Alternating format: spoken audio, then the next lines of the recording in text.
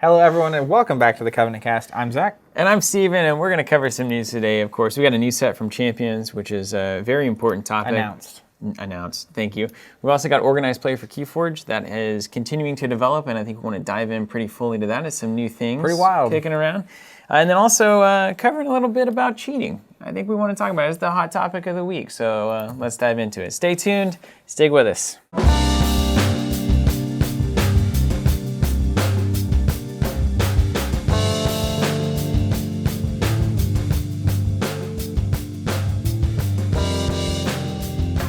We're here, Zach. Let's dive into it. Hello, everybody. Welcome. Thank you for listening and watching. That's right. We always appreciate that, and we hope it'll be an entertaining cast for you. A lot of good news has been starting to crop up. We kind of hit the drought, the post-holiday drought, I feel like. And now we're getting revved up. All the publishers kind of taking a breath. We've got Adepticon coming up. We've got Gamma coming up. Those are in March, and that's all ultimately leading to the Gen Con Blitz. In August, yeah. Which, I will say, I see a world, and I talked to a number of publishers at Gen Con last year, kind of about this concept, that are not feeling like Gen Con is the place to make all those big announcements and try to launch their games all at the same place. Because it's like, here's 300 announcements that everybody's fighting to matter. You may as well try to find the best spot. It's like we're launching a bunch of big blockbuster movies all on the same day, right? Yeah. It's not going to benefit all the studios. Even the same month, they kind of... I remember, I think Kickstarter too, of course. It was Batman v Superman and I think an Avengers movie that were initially scheduled for the same weekend. And they were kind of playing a game of chicken to see who would like reschedule, and Batman v Superman did, because they knew they needed to. That was a losing race. Apparently Aquaman over a billion or a million or something. I haven't seen it yet, but I want to. Like apparently crazy it's fun. Successful. Yeah.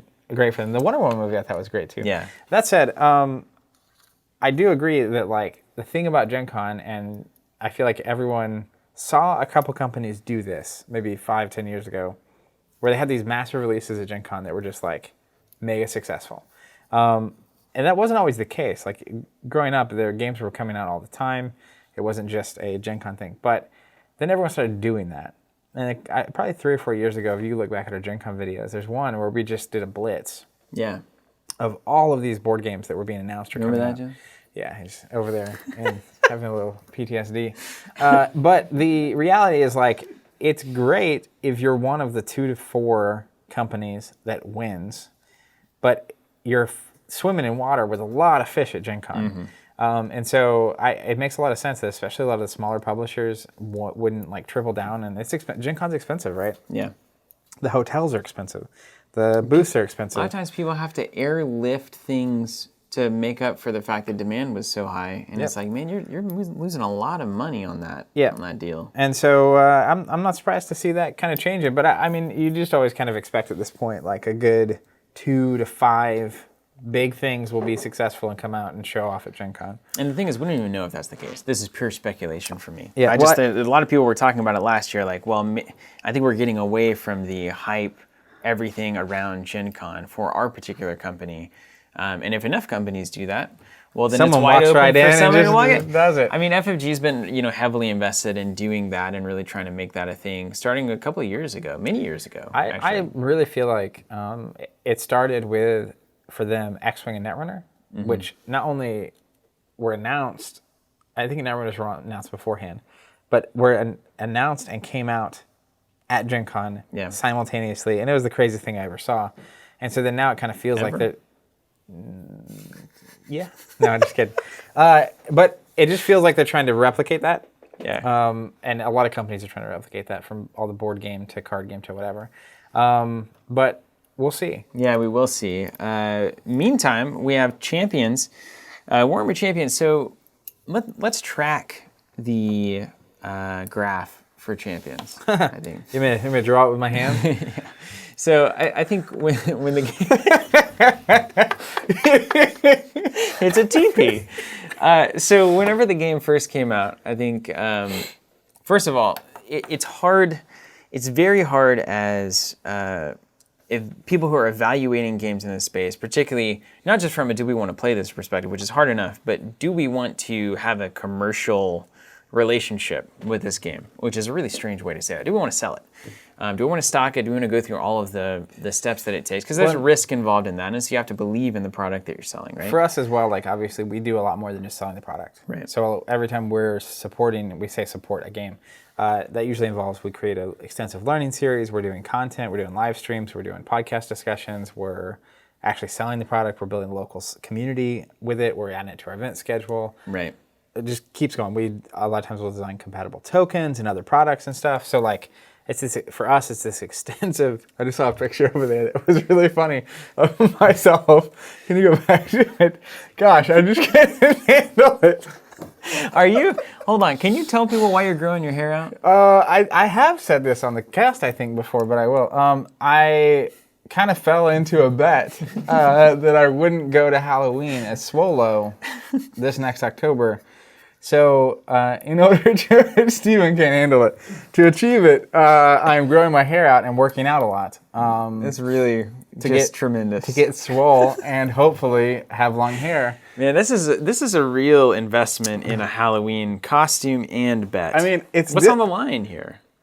Pride, a little bit of money. But the difficulty is like, I used to, for those that don't know, I had long hair for a long time. Yes. And there was a period of time where I had long hair, and I look back at pictures and I think, I missed that. That looks cool.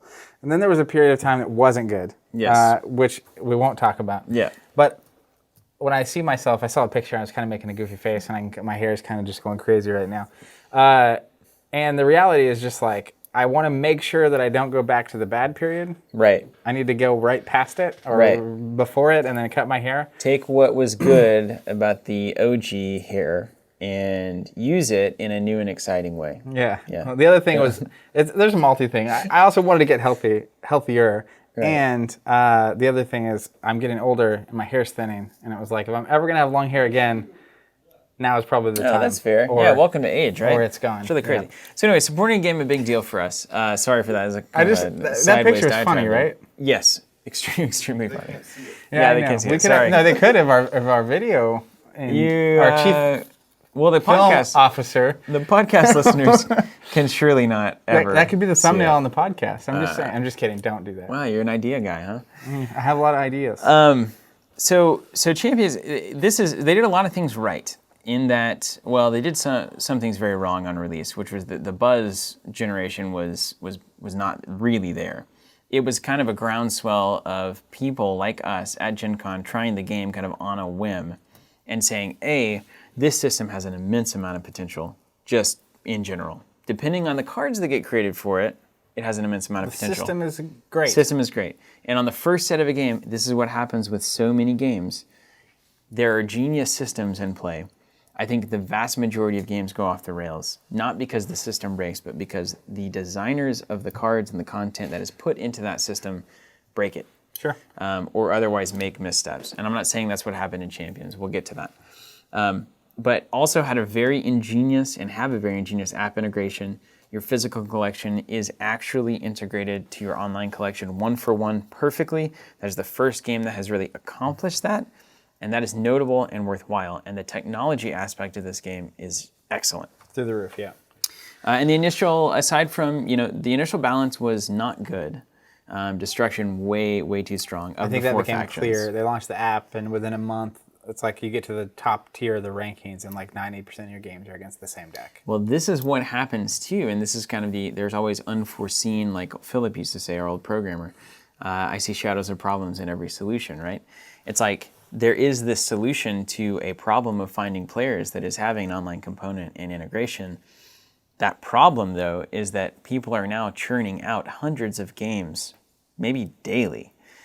And if you don't think that that's going to generate the best deck real quick, you're wrong. Well, and that's one of the upsides of having that technology, though, is that you get all that data. Whereas in a lot of card games, think about Magic when it first came out, thousands of people playing, but they have no data. Right. So back then, there's no forums, there's no Facebook, there's no social media. So it's like it's just rumors. You wouldn't even know it's a problem until, and actually so much so that I don't know the exact deck or whatever, but there was one thing early on, the first couple of years, that players were super concerned about. And the response from Wizards was like, well, we're just going to let the World Championship happen and see if it's a problem. And then it happened, and someone figured out a counter and beat it. and then it was like, Yeah. Let the players let figure it the out. players figure it And out. if you design cards in a certain way, you can kind of let those puzzle pieces come together in various ways. Sure. But also, we have a very small card pool in Champions right off the bat, and you have a problem that is ultimately exacerbated by digital, which is there's just a tremendous amount of games that can get played, and fine-tuning and communication among the top players that can get to that refined diamond of a deck archetype super fast. Couple that with changing anything in the physical world is impossibly hard. So it'd be one thing if it was just an app-based game, we recognize that Gordrak, et cetera, is too strong. Change it point on the cost, you're outta app, here. done, keep grinding games. Right? But now we have introduced this thing, we're also tied to physical cards that have been physically printed that appear in people's hands in stores. And any And that changes they paid money for. and any changes we might want to make digitally have to also be made physically, but obviously the physical world is a difficult thing to change, as the laws of science would tell you. So you get into a problem where it's like, on the one hand, we recognize that destruction's above the curve. What do we do about it? So there was a beta testing kind of phase of a couple of fixes in the app, the first one of which actually worked pretty well, which was a point rebalancing and that kind of thing, and some banning of cards. And then the second thing is, okay, so we got that data and information, but what do we do with it? The answer is nothing. So then set 2 came out, because a lot of people cooled on set 1 because you saw the same match over and over again. Now you get to set 2, new things have come out. There's kind of it's like one of those things, and we've seen this in a lot of FFG games too. The solution to the problem is just a stronger thing that is now a bigger problem. And I think that's kind of the Scar brand chaos build. That's really unfortunate. And it's not only that it's super strong, it's that it's not the game that a lot of people thought they were getting. And I think that's something that developers of cards don't fully appreciate going in. And it's hard to understand what a consumer is thinking and expecting in this game.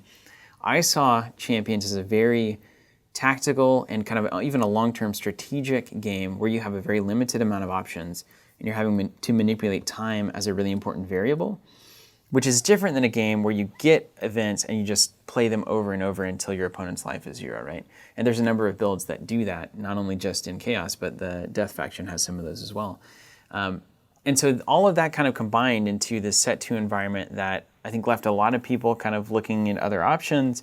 Some people saying, well, I'll take a break for now and maybe I'll revisit it when it's a little bit more maybe what I'm looking for. It reminds me of the Mumbad cycle in Netrunner entirely. It's like, this isn't the game that I wanted to play. Now we have set 3 announced, and we have a couple of new things. I think one, we have Warband packs, which I'm still not 100% like confident I can explain what's in there. But there's 2 champions, an Order and Chaos champion, the Nurgle guy and Sylvaneth caster of some kind, elf. And then you have some exclusive cards and some things, but it's not starter decks, which I wish that it was. Sure, like a 2-player starter deck. More than anything, I wish it was 2 decks that you can pick up, you and a friend can immediately start playing Champions, and it also has exclusive cards for current players to incentivize that purchase, right? And then we also have the first cards from set 3, those 2 champions that we mentioned, and pretty interesting designs, look good. Sure. Of course, the art's great. I think the theme is pretty strong. Those are 2 sub-factions that are very much in demand in the Warhammer universe. And the effects are big and interesting and not super straightforward, which is good. The Sylvaneth is like you can discard a unit of the Sylvaneth type to search your deck and play one of that same type. Sure. So it's super consistent, and you can kind of base strategies on that. And then the Nurgle, which is incredible, if something's in front of him, like your enemy is playing something in front, you take a damage. If there's nothing there, you heal 1 at the start of every turn, right? So it's this That is annoying. it's this grindy, longer game playstyle, which is what I'm interested in the game. So they're at what I consider, we say this for certain games, is it going to break through or not? This is a critically important moment for them and for organized play and how this whole system's going to come together to say, is this, it's kind of like Destiny set 3. Yeah. It's like, are people going to figure this out? Are the designers going to figure this out? Is the system going to unify and become a holistic experience? Or is it going to keep kind of dropping players and not gaining them? Yeah, I mean, I feel like there was a lot of excitement going into set 2. And set 2 came out, and it seemed like it had a lot of the same issues the first set had. There was something about it, and I can't put my finger on it. Well, Exactly. it's almost like when you talk about destruction, just kind of being fundamentally better at getting cards and playing stuff. Yeah. Right? It's like they're just faster at everything. And so they get to their blessings faster and they get their stuff out faster. It's like a fundamental misunderstanding of, and orcs, as an example with destruction, it's like you want them to feel swarmy and like fast. And that's their thing. It's like, oh, we're gonna get these blessings. They're not gonna be as good as the other blessings but they are. They are. But Sometimes better. it's almost like a fundamental, like, not quite. It feels like the system's great, and then not understanding how to make the factions unique in a way that essentially one of your factions, Color Pie in Thrones, they had this problem the first year or two as well, which is Lannister was good at card draw and gold. Yeah. And it's like, well, they're better at all the resource things. Right. So like, even if all their stuff is not that great, they're going to have way more of it out. And so and again, this is even worse because it's such a finite board state that like, if they can just constantly fill up the queues. And the blessings became a much bigger deal. The blessings were being hit so much faster than I originally thought they would when I first demoed that game. And then it's like, oh, well, this is now optimized to hit it as early as turn 2. And that can swing games so hard. So it's like a recognition that the system is capable of producing something tremendous based on the inputs that you put into the system, right? And so as those inputs kind of differ from what I was expecting the system to produce, and I think a lot of players, then you start to lose interest, or you gain it from people who now are attracted to the system that you've built.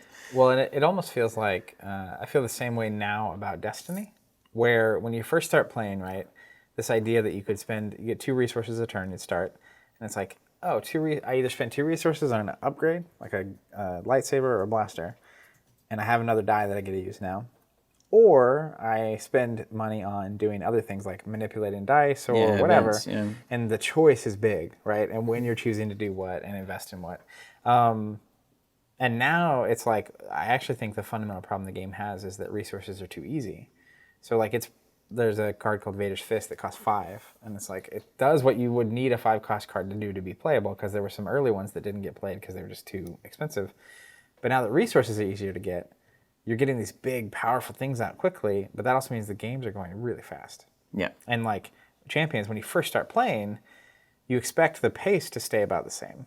And then once you become efficient at the game, it's very quick. Yeah. It's a very, very quick game. Even on the app, you're talking 10 minutes for a game. Easy. And so that is a very different game than I think what a lot of people demo. And to link to your complete point is a sustainability issue, which is like, set 1 comes out, it does very well. There's a lot of people interested in it. The app makes it super easy to learn, super easy to get into.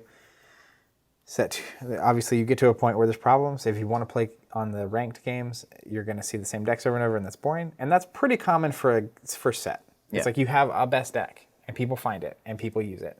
Then going to set 2, you hope that widens to multiple decks, but the reality is that it didn't. It just switched to a different, more powerful beast. Right.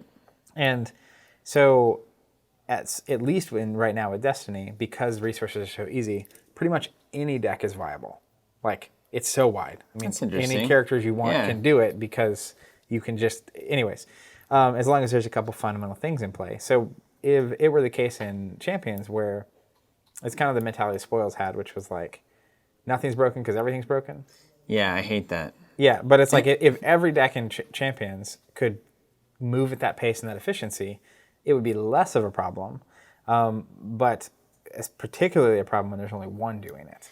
Well, and especially, I mean, I think it'd be less of a problem if the mechanism by which you judge the problem is like, are we seeing different card names? But I think, to me, the fundamental problem is the game is 7 minutes long. Yeah. You know, at its most efficient, or 10 minutes. Did you flip the right blessing and then empty your hand and kill me or not? When it becomes that, it doesn't matter which factions are doing it like that. Yeah. It's like, what I really wanted out of Champions was a good 20 to 30 minute game of decision after decision, slowly gaining the advantage. And what I'm seeing more and more of, or what I think we saw more and more of as set 1 moved into set 2, was randomly flipping this blessing, game over or not. And so that was less of the kind of like overall strategic interest and more of just the like, maybe this works, maybe it doesn't. Keep rolling the die because online games are cheap and easy. So set 3 is, again, it's getting to this point of like, where is this game going? We had set 1 probably got tested a lot and got played throughout, and the game is kind of built around those concepts. Set 2 probably got a lot less time in the engine room, as it were, and then it came out, and it was fine, I think, ultimately. It just didn't really do enough to move the needle on set 1's pre-established norms. Now we got set 3. Designers have seen potentially the game's release and how the sets have been received and the problems that they might identify. Are they going to now take a different new approach to how cards look? And I think with these 2 new champions, that is very possible. Well, and I was going to say, this set's coming out in April, and the last set came out in November. So, whereas the first set came out in August. Yeah. So, this third set, they're having a little more time, which I assume they, after set 1 and kind of seeing how the app was going, my assumption is they had already hit print on set 2. That's what they did with Destiny, same thing. They hit print before the game even came out in the second set. So then the third set is really where you start seeing, are they applying these lessons? But I think kind of stepping back from it, this is one of the things that I like so much about KeyForge, which is kind of one of the next things on the list, is like, I think Champions could do a lot of work by creating a format that is different than Constructed.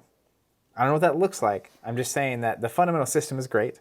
And if you couldn't be as efficient as you are when you're building your own deck, and you had to actually like grind it out like you did in the early days when you're first starting to play, if you can replicate that kind of like sealed and draft in a collectible game, that is where I think the legs are on this. Where like balancing for Constructed, as we've seen with every card game, is impossible. Yeah. Like, it is the number of people you have to have testing and implementing to actually nail it is wild. Like, just think about the number of updates old Hearthstone pushes out, right? Constant. Like even games like StarCraft and Warcraft, like those kinds of games are updating constantly. So to that point, you know what? The crazy thing is when you say that, one of the more exciting ideas, again, this is a digital game, so you're so wide open, more wide open than KeyForge. Like, what if I could just choose 4 order champions, and then there's a game type or there's a match type that is you get a random 30 order cards, and that's it. And you're in that format. It's not ranked play, whatever you want to call it, a different format. And maybe it is ranked, but it's not constructed. You go into the field, and it's like you're playing as other decks that have just 30 randomly generated cards. That's what I'm talking about. Right? Where it's like, and you could have it algorithmic, where it's like, the deck can only, it's going to contain this many units, that kind of, a range. And that way it's like, it's not just a pile of cards that don't work, but it's also like, you remove that capacity to like min-max it. But then you also kind of, you're seeding the reality of why physical. Like, what are we doing when we're playing with physical cards? Well, I think that's where, in physical terms, I think the more interesting way of playing is either draft or sealed or slow build, where it's like you start with your faction starter and then it's like...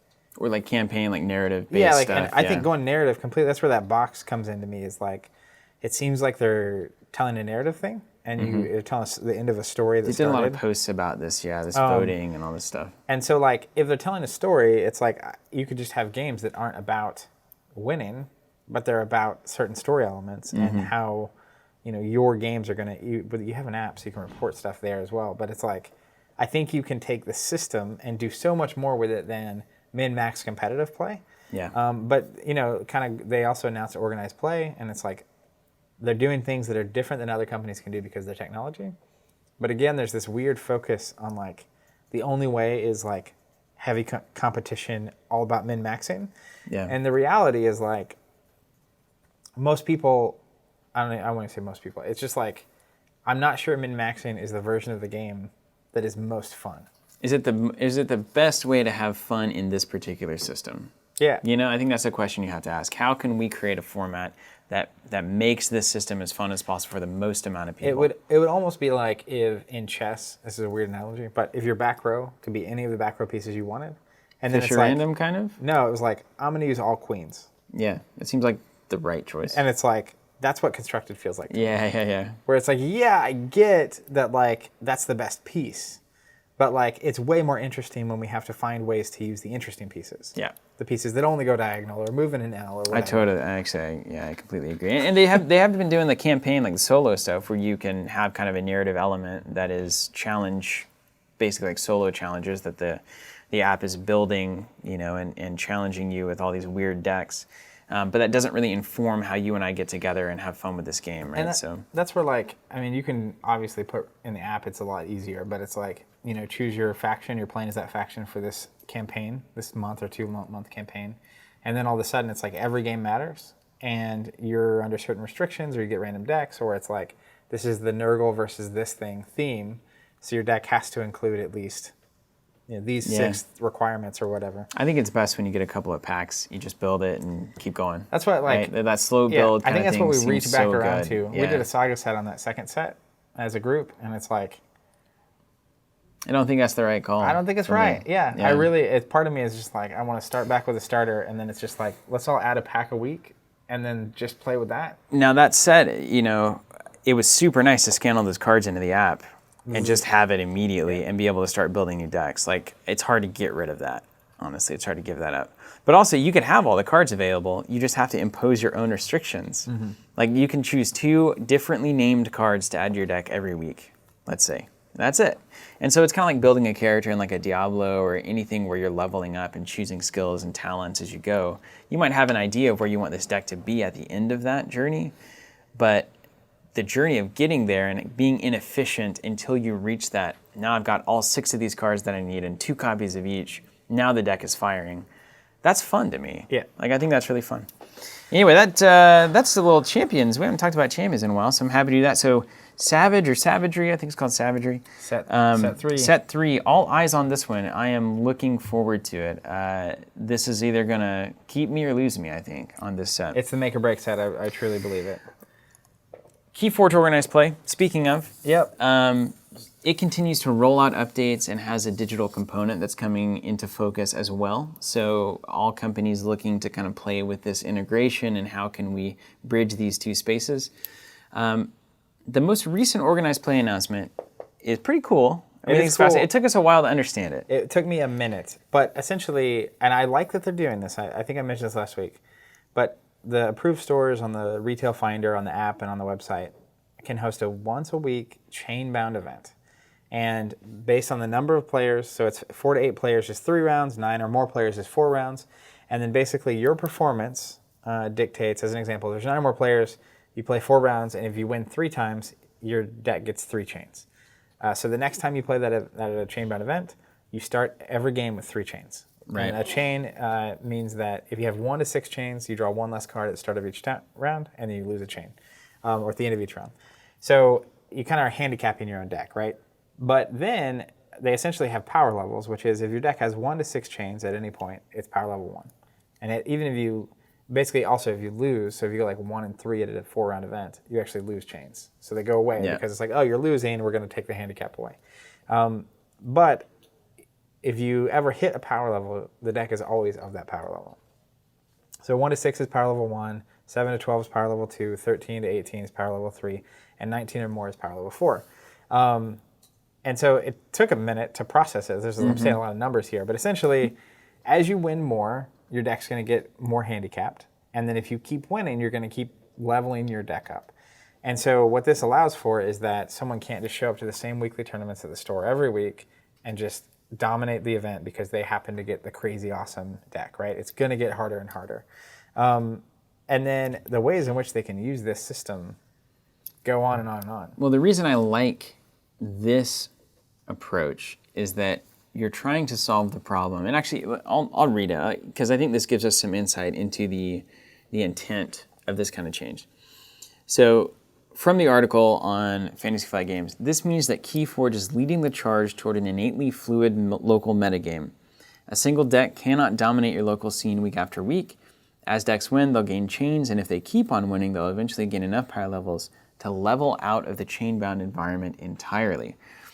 So that's one element of it. I assume once you get past level 4... Probably past 24 chains, you can't play or something. Or you save it, you keep it on your mantle for the World Champs or something. Yeah. But so that there's been ways in the past to do this where it's like either you force a handicap on a player or you say we're not going to play if you're going to use that deck, right? And those might level the environment temporarily, but they make the player that's doing well feel bad for doing well. What this is able to achieve is I can bring my most powerful deck and crush people on the first week. And then the second week, they feel like it's more fair. I feel like it's more fair, but I'm not incentivized to stop playing that deck. Yeah. I'm incentivized to play it harder, basically, to be better with it. And the only way that you can get to level 4, right, is to continually face more and more challenging tournaments and still overcome those challenges. And so it kind of hits at that player that's trying to become the best and gives you an avenue to do it without punishing you for success. Yeah, basically. and it also balances the scales, because if you're a new player and you show up and someone's been playing way more than you and have a deck that's really good, you're going to lose that game, right? But if they have 3 chains for the first, I mean, that's crazy. Like, you're at 15 chains. Imagine 18, you know? I mean, I would love to see a deck that can go 3-1 at even a local event with that 18 many chains. And it's going to require a great deck and a great player, but it also has a longer term impact, which is like those decks inherently are going to have to be able to win with only 2 or 3 cards a turn. That skews everything, doesn't it? And so the kind of decks, right? A lot of people are worried about these like 1-turn win decks with these crazy combos. And obviously, like, hitting a 3 or 4 card combo when you're only getting 3 cards a turn, I dare say it's impossible. it's close. I mean, your opponent's going to have to really not be forging keys for that to go sideways. And, you know, I mean, players are going to have new decks. They're going to have decks that aren't that great. And so, like, even with some chains, I think you're going to be able to win games. But, like, again, going 3-1 or 4-0 with 15 chains is going to be, it's cool, right? Instead of it being like, oh, he won again with this deck, you get to witness someone achieving that challenge, which I think is amazing, right? Yeah. And then on top of that, it's like what you then can do with events where it's like, hey, power level 2 or under is the only thing you can do, or power level 0, or World Championship might say you can't use any decks that aren't power level 5. Yeah. And so all those combo decks that it's really hard to win when you're only getting 2 cards a turn are probably not going to be nearly as prominent at big events like that. Right. And it's just, there's so much you can actually do with this. If you're handicapped for a game, if the way you correct power is by limiting hand size, then you're naturally limiting certain decks, and those are combo decks. Anything that requires a lot of pieces, what you're rewarding is decks with fundamentally great cards.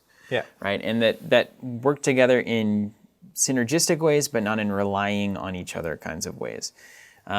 Which is the decks that I like to play, but I think it's important to recognize that, like, a lot of people enjoy the weird combo aspect of KeyForge, and I don't think that is going to exist at the power level 3 and 4 stage. I just don't see how. It would be rare.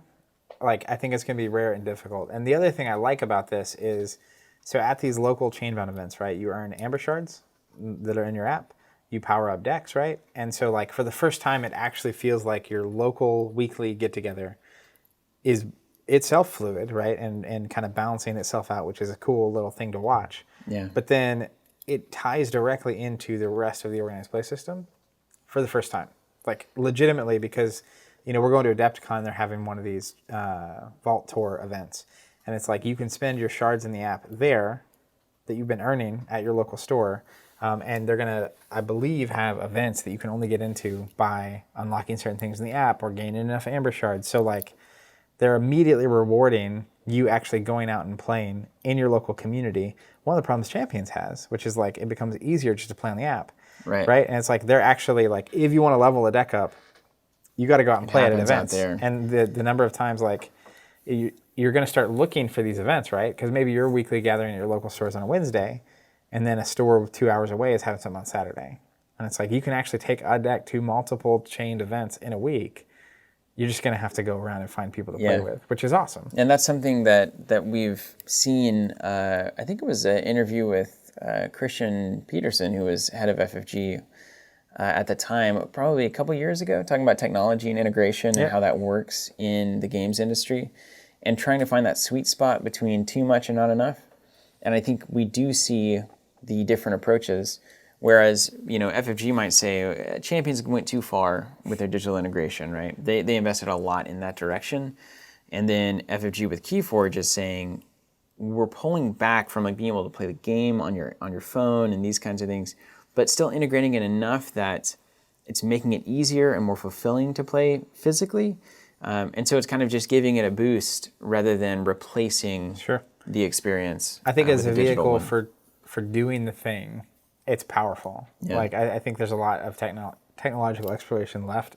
And I do think it is beneficial, like with Champions, to be able to learn, to be able to play a game online. And for the it's like you're busy, your work schedule, you have family, you have kids, and like the only time you can play is after 10 p.m.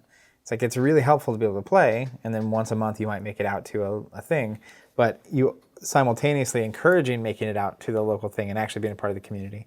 Because the real strength, in my opinion, of these tabletop games is that they have those physical communities. It must be. Yeah. If not, then we should just be playing on the computer anyway. So I think it's really cool to see, and I think it's really tightly integrated. And I'm just kind of excited to see it play out. It's the most tidy thing, where it's due. This is easily the most tidy rollout of this kind of thing from FFG ever. Yeah. I mean, it's never like this. This is like the first time. Consistent, logical, pretty easy to understand. Well, everything seems to be put together. And I think Champions, if they can, like FFG, incentivize that physical play somehow, if they can rack their brains and get that done, they might ultimately have the better of that equation, where they have the full app and they have incentives locally, and that might ultimately be the best. Their recent OP stuff seems interesting. Even the initial stuff for Wave 1 and 2, where they had the packs that you win locally that have one alt art or full bleed promo card in it and one digital scan card, where that earns you stuff in the app. Now, right now, the only thing you can earn is in-app stuff. So if you don't really play it that much in the app, it doesn't mean that much to you. But it just shows that they can do really crazy stuff with that technology, where like random prize, scan it, see what it is, and it's like... It's a trip to London. Flight and entry into the World Championship. Yeah. Or full foil set 4, whatever, or exclusive this, or design a card. Like, I mean, imagine if you go to a local, you win, or you randomly get a random prize and you scan, and it's like, you get to help us design a card. Yeah. Yeah, there's a lot of potential there. It's just crazy. I like that everybody's starting to just ideate on that and figure it out. How about regionals this weekend? We had Star Wars Destiny regionals. We sure did. These tournaments are kicking. I'm consistently surprised. The Destiny regionals? Yeah, just like if the numbers are big. Yeah, I mean, I went to Dallas a couple weekends ago, and they had more players this year. We had more players this year, which is really, Destiny had, I think 2018 was a rough year. Like, just being totally straight. Yeah. Legacies came out, and they had the weird, like, it's here in January, but we're not releasing it until February, legally. So, like, I don't know what that was about. I don't know. See, this is the kind of thing that has so far been absent from KeyForge. Yeah, like, which is great. Weird decisions. Well, they're just kind of starting slow and slowly laying it out. But then they had the weird, like, big gap between set 4 and 5, and then after set 5, we had the, like, big 90-day period where they didn't say anything, and then set 6 came out. So heading into regional season, it was like, who knows? Who knows what's going to happen, honestly. And early, like, so regional started in November, and there was one deck that just kind of, like, dominated. It was a mill deck, wasn't it? No, it was Thrawn Snoke. There was a mill deck running around, and I was, like, hiding under the table. Yeah, trembling. Like, but anyways, it was just kind of very questionable, but they responded pretty well with the balance of the force and got that deck gone, and now the meta is really wide. But, yeah, surprising number of people playing out at the regional, and, like, it's good to see, but I'm also I think we have a question about it somewhere on here. We're kind of in another one of those, like, the set came out in November, they announced the next set in December, and have heard nothing since then. Almost 2 months now, with just, like, zero communication on it. So it's a time-honored tradition and formula. And, if that is how it's going to be, and you expect it, then, like... Yeah, I guess fine, but yeah, it was super cool. One of my favorite parts at the Tulsa regional, at least, that we had this past weekend. I didn't really even plan it; it just happened. There were like 22 or 23 people at breakfast beforehand. Yeah, that's what I'm talking about. And we're just hanging out. That's what it's about. We play Destiny. Some cool stuff happened. Good friend Keith, who a year ago I would have described my neighbor. very much as a casual Destiny player, like wouldn't play in tournaments, super whatever. Made top 4. That's He's so super nice. stoked. It was awesome to see. Saw some cool decks in the cut. Ian Schaefer ended up winning. He's from Oklahoma City. He's a great player, great person.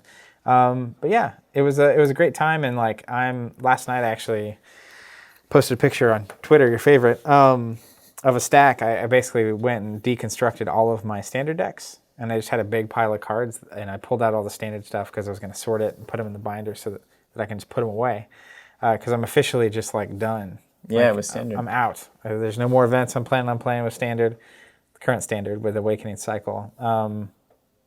But it was really cool because it's like half the die. I have 2 big dice containers. One is the first cycle, one's the second cycle. I had them organized, made sure everything was there, and it was like, whoop, Gone. these are gone. Yeah, thank you for your service. Moving You're on. out of here, yeah. Had a great and 2 years it's with like you. stack of binder there, stack of binder here. The stack going to go away. Yeah, it's and kind of now- liberating. Yeah, so I just rebuilt all my decks because we have Covenant Masters coming up a week from Saturday. If you're listening to this on Friday, I think this is the last day. Maybe yesterday was the last day to sign up to get the exclusives. So hopefully you did that. Hopefully you did that. Or yeah. maybe check the site. Maybe it's today. I Yeah, can't. but the he's going to check right now. I'll check it. Maybe we should make it Friday. The Friday night, the first night of Masters is Trilogy. So it's 6 rounds, and I actually built last night 6 different decks.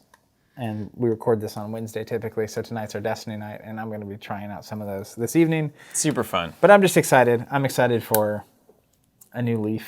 Yeah. To get rid of so many. I mean, there's so many of those cards that I'm just going to be fine never seeing again. Well, that's excellent. Let's on the Destiny train. That's where the cheating drama comes from, which I'd like to just get into very briefly. But let's just dive into that. So San Diego Regional. I'm only familiar from peripheral accounts. So could you someone set was it up? streaming at the San Diego Regional, and there was a player on there who very clearly was doing questionable techniques of shuffling. Either Is this like shuffling where you can see the falsehood headline? cards. You mean he was cheating, right? Like he was doing weird, like choosing cards. putting Yeah, them I on mean, top. it was basically putting cards on top, not allowing his opponent to cut, or like tapping his opponent's deck and quickly drawing so they wouldn't want to cut his. And it boiled down to like, consistently getting these specific cards at the right times. And obviously I made it all the way to the top 4 and then lost. And it was just kind of this like, we've seen it before. I've seen it in X-Wing. It happened at the World Championships. We saw it in Conquest back at the National Championship, where you just have these moments of people, and who knows if it's a consistent thing or why they're doing it and whatnot. But like, particularly when there's a camera on, Yeah. just straight up cheating, right? So on the cheating front, especially in games like this that I would say are under the professional player tier that Magic has created, right? Where if I'm a really good cheater at Magic and I can get away with it on camera and it leads to my success, like I might walk away with thousands of dollars, right? So that might be worth the risk and even the disgrace of getting caught. Well, and even like, you can imagine the moment where you haven't been cheating and then winning this game is the difference between thousands of dollars and nothing. Yeah. Or like in a game like Destiny, winning this game is the difference between making the cut and not. Mm-hmm. And obviously not making the cut, you miss out on the play mats and the ability to play the best of 3 so that you can get to the finals and win that and get a spot at Worlds and the trophy. Yeah. And more importantly, the recognition for being a good player at Destiny and playing well. That's it, though. Like, right? So the reality is that you are playing these games in that way because there's an element of, I'd say 90% of it is recognition and, fame of sorts in these communities, and that's what we've always been after. It's just like, this is a good player, this is a respected person in the community. Like, there's that sensation that is at the end of the rainbow for any of these. Being a world champion in a game like Destiny is not going to change your life in a lucrative way, right? I mean, it's not as like far as I I'm can go get aware. the Lambo now because I achieved this. I Yeah. trained. It's not like being an Olympic champion. You're not, you're not going to get all these kickbacks for this. What you're playing for is the respect and admiration of your peers primarily, and maybe a couple of like collector-related things. You're the only one with this promo card or something. All that stuff is like sub $100 to get. Even designing a card that goes in the game is about visibility, and this is the person who won, and this is you on the card. I mean, I think the two primary drivers there, though, right, is the recognition from the community and the peers. But the second thing worth mentioning is there's also just the accomplishment of doing something and the pursuit. Yeah, absolutely. And so I think that's where, you know, a lot of times, at least for me, it's like, I don't like net decking as an example because I want to build my own deck. Right. And part of the joy in the experience for me is taking my own ideas and my own deck and making them good enough and becoming good enough with them to actually win an event like that. Yeah. And so I think when you have someone who's cheating, it's either there is some prize that they are like willing to do anything for, or they're very driven by the recognition and the acknowledgement, not the accomplishment side, right? Because I think someone driven by accomplishment, you know, if you won the Super Bowl, but you had to deflate some footballs to do it, it's like, yes, winning the Super Bowl will make you a lot of money. It might make you famous. It might make you whatever.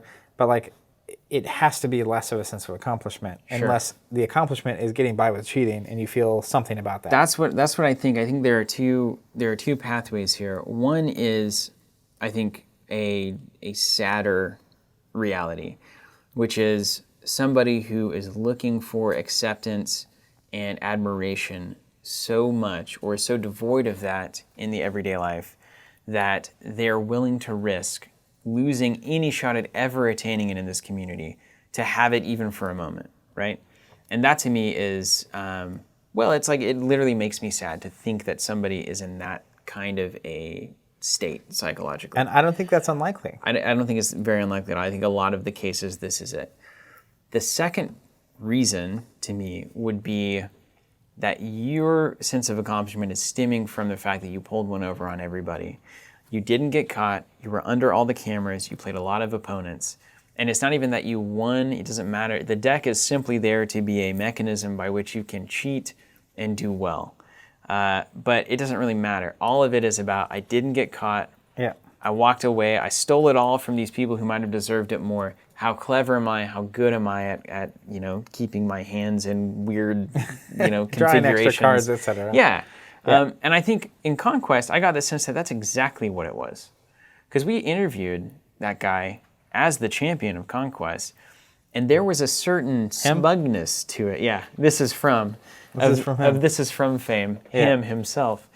There was a certain kind of like smugness. Like pulled it off. Yes. Looking back on that interview, right? once I saw the cheating and that had been exposed, I went back and watched that interview and was like, you know, this makes perfect sense. There was a satisfaction in getting away with it. So there's that. And those are the only two, to me, real factors, because you don't have the, I have the ace up my sleeve to win this giant pot of money, which is another factor. Obviously, a financial incentive is huge. I don't think you're offering that here. And the reason, that's one great reason to not offer that. Yeah. And that's how it does change the dynamic, is like cheating becomes such a bigger issue whenever it's not just like bragging rights and reputation on the line. Well, and it's past cheating, right? Which is like, it's also like, so I was playing the regional on Saturday and I had an opponent who played a card that lets you resolve one of your opponent's dice against them, or your opponent has to discard their hand. And it was this weird little moment because the die was on a special, and the special was Leia that reads, do 2 damage to each of your opponent's characters unless they pay you a resource. Or if you can spot a villain card, which means you have to have one in play. Leia's a hero, so, and she has an ability, her text is basically you can run 5 villain cards in your deck that are yellow. So you get 5, and if you can spot one of those 5, your opponent now has to pay you 2 resources instead to prevent that damage. Okay. So what a tangle. She wanted to resolve my die to do 2 damage to each of my characters. And I don't know technically ever why the rules work the way they do. I just know instinctively how they work. Yeah. And what could go wrong? Yeah. Well, and we called the judge. It was fine. I was like, she played it. You know, I moved the die, and I was like, well, I'm not sure you can spot my cards. She's playing a hero deck, so I was like, you're resolving my die.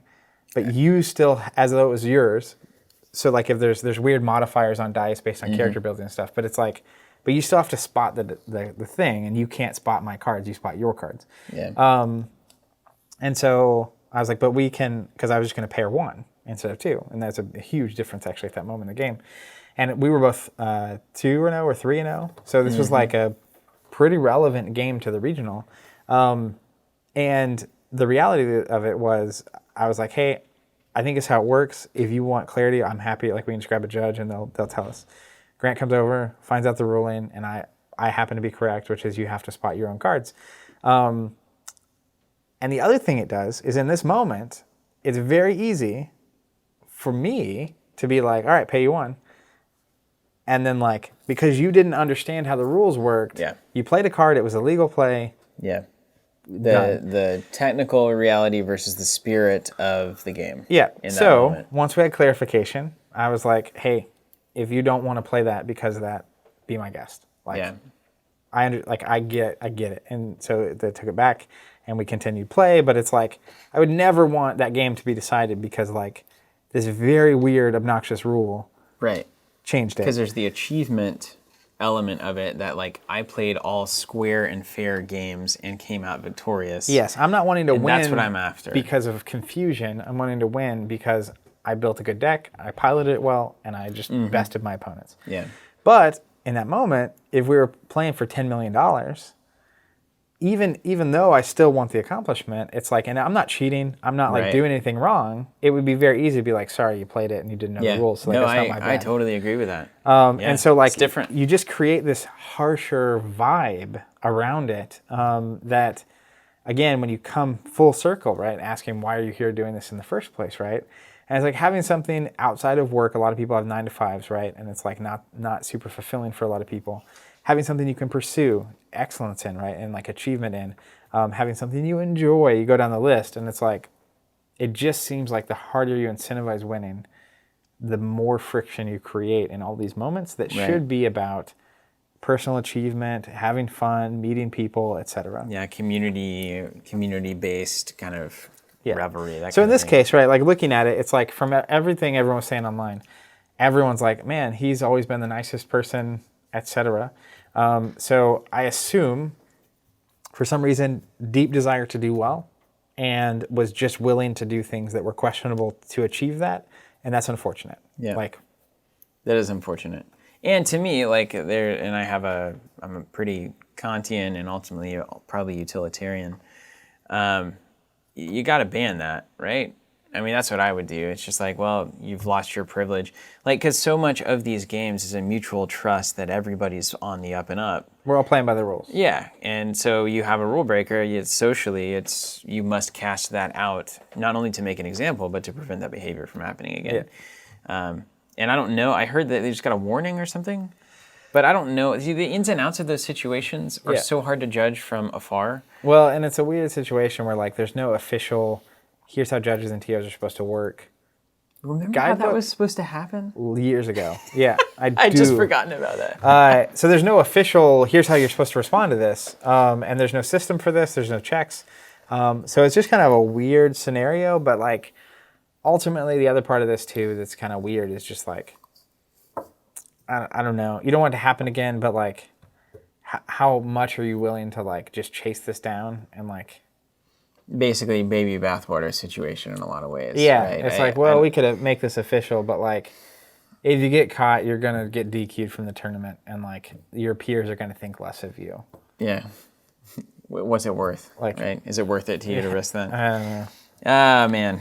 Well, I come back to that and talking to the various, spouses around the table at the company party, the Christmas party, and it's like, when you start explaining the ins and outs of these games, it's like, it seems so obvious to them. It's like, you're supposed to be having fun and relaxing and hanging out with folks. Why so serious? And it's like, we're talking about cheating as if it's, now we need to go in full lockdown and figure all of this out and have rules and structures. And it's like, well, maybe not.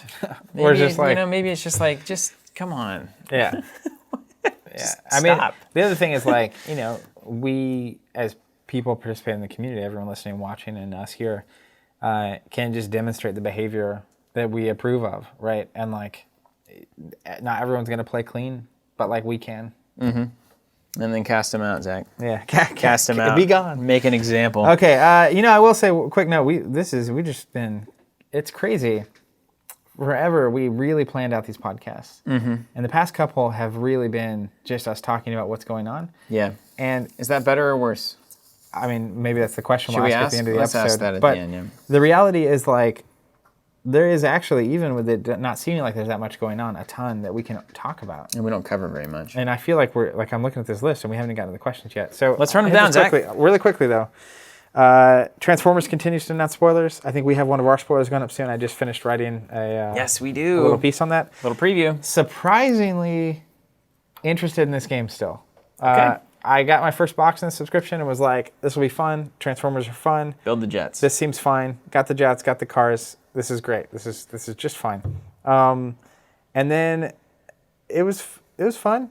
But then they start showing these combiners, and I'm starting to like Oh no. get pulled back in. Oh no. But the cool That's thing, a good second set then. the cool thing about it is I'm 0% tempted to get it all.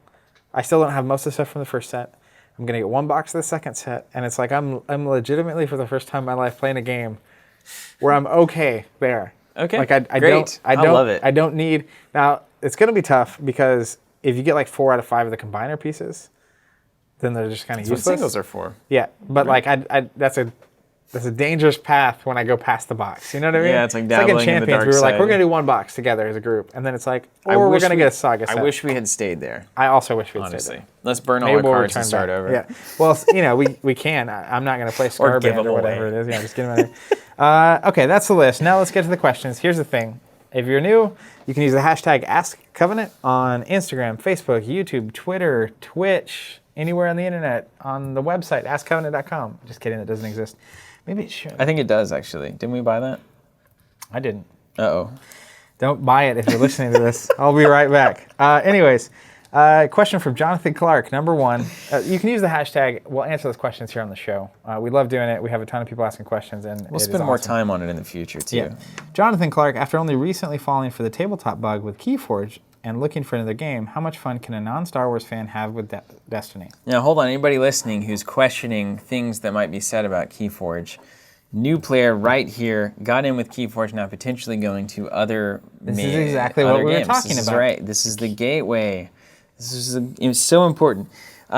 Non-Star Wars fan have with Destiny. What do you think, Zach? I think anybody can have fun playing Destiny.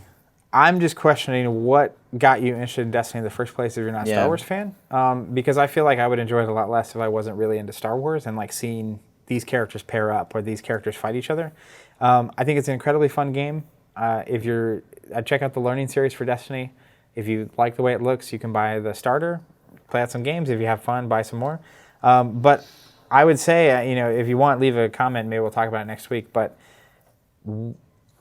I would find themes that you're interested in that have games, and then see if those games are fun. Yeah. Because I don't know, like It feels weird because I think we're ultimately theme interested people. It's about the stories and the things that are being told through that game, and seeing your favorite characters and things. But I honestly wonder if you started playing Destiny, I think you'd start liking Star Wars.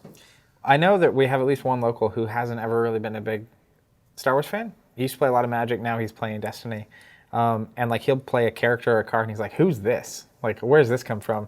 And I think it is like Inception. Like it's slowly working its way Yeah. in.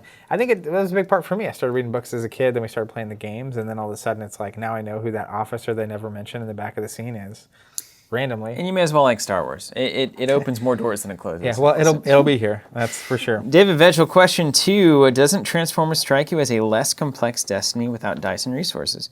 Seems like the games have about the same depth as Magic, just various layers of complexity.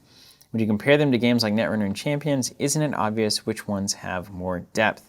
And really tying it in here, David, I want to hear a depth versus complexity podcast. That would be hugely beneficial. I think so often there is a confusion between depth and complexity, and I would love to try to break that out and get down to it. I mean, I agree. I'd be happy to discuss that. I think, to answer, it's like, doesn't Transformers strike you as a less complex Destiny without dice and resources? Yes, it feels that way. Does depth stem from meaningful choices and the amount of them in the game? Because complexity to me is choices that aren't ultimately meaningful. It's like things that could be done in an easier and simpler way, Sure. and the game wouldn't suffer. Well, that's where it's like, Transformers is undoubtedly less complex than Destiny. Yes. Doesn't mean it has more depth. And it doesn't mean that Destiny has more depth. Like, just because Destiny is more complex, it doesn't Off correlate. the bat, though, I feel like Destiny does have more depth. And again, it goes back to the meaningful decisions that you're making during the game and the freedom that you feel within that system to dive headfirst into all of those decisions and finding the best one. But definitely, that's why I would make a good episode. I don't think that necessarily the more complex, the more depth. No. There are a lot of games where, because 100% Destiny no. is more complex, but Yeah. it is also has a lot more depth. Yeah. So like, that's where like, to me, Transformers feels like playing the like casual lightweight version, which is totally fine because it's just giant robots punching each other. Yeah. But like, there are games that are way more complex than Destiny that are way less depth.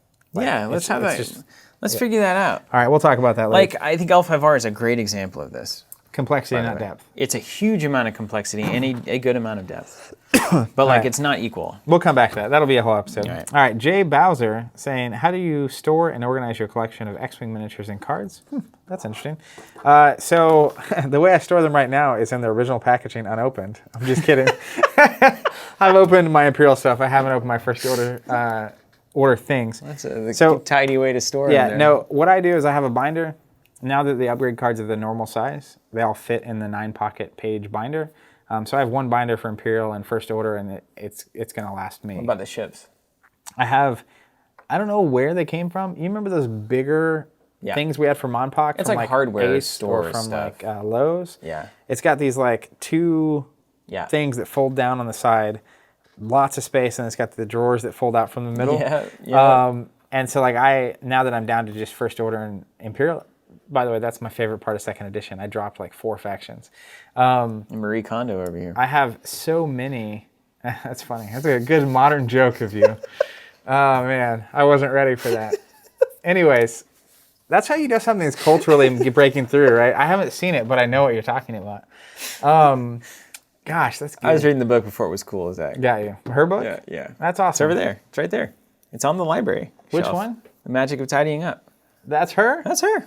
I didn't know it was her. That's the whole thing. It's That's right there. amazing. That's Yeah. really amazing. Anyways, so I have tidied up my X-Wing collection, and I store it in that, but it's only like a third. Like, it's nowhere near full. I'm going to have that thing for... So you've got like a hardware kind of container and a binder. Now, I also, side note, I also have a like carrying some case work. for the stuff I'm using. So Yeah. like it's smaller, but it like carries like my current ships and tokens and all that kind of stuff. So Wow. that's how I do it. We need to get in Maybe there. I'll post a picture on Twitter. Wayne on the Ask Covenant, best of luck for 2019 and beyond. Thank you, you. Wayne. Love the content. Question, do you think a potential or current store location needs a specific population size within a commutable distance? Also, how big of a gaming community or culture in an area do you think you need to start a new store?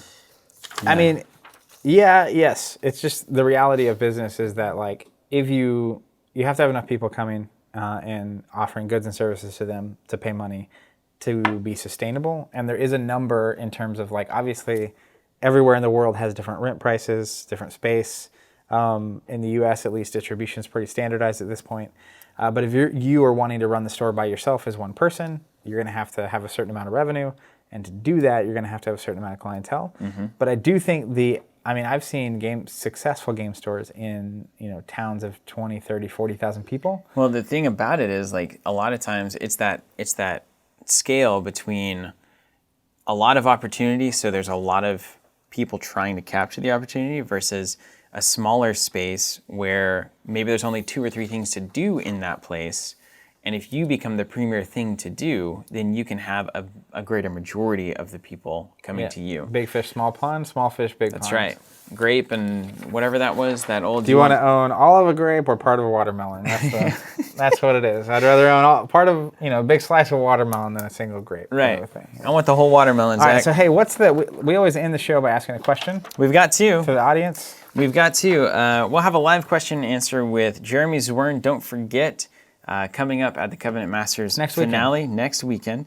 And we want your questions. So if you have any questions for Jeremy, please leave them with an Ask Covenant, and we will pull those into our queue of potential questions to ask Jeremy at that event. And then secondarily, we've been doing a little bit more, not really stream of consciousness, that's not quite fair to say. Conversational? Spontaneous conversational podcasts Let us know. Just give us kind of an impression of moving in now to 2019. We're looking for ways to shake things up. We're kind of getting our calendars in sync and determining what we're doing for the year. In a lot of ways, that's already done. But in this particular way, it's still pretty malleable. How are you feeling about the podcast right now? And any suggestions for how we might improve it moving forward? And I think that's particularly relevant for people that have been listening probably for 3 to 6 months, roughly. Because we went from very structured to now very organic feeling in the past couple episodes. So would really love to know everyone's thoughts and opinions on that. And if you're just listening to this via audio, via a podcast, we would love it if you would take the time to let us know, even contact us on our website. Doesn't matter what it is. Because I know it's hard. You're right. You're probably in the car and you're thinking, maybe I'll do that later. You'll forget about it and move on, and then we won't get your feedback. So if you can just make it a point to do that, we would very, very much appreciate it. And I mean, that's through our website. You can tweet at us. You can post on our Facebook wall. You can leave a review on iTunes. Technically, we would see that as well. Yeah. But don't do that unless it's super positive. Yeah, only 5 stars, please. Only 5 stars. Thank you very much. Thank you guys so much for listening and watching. Until next time, keep playing.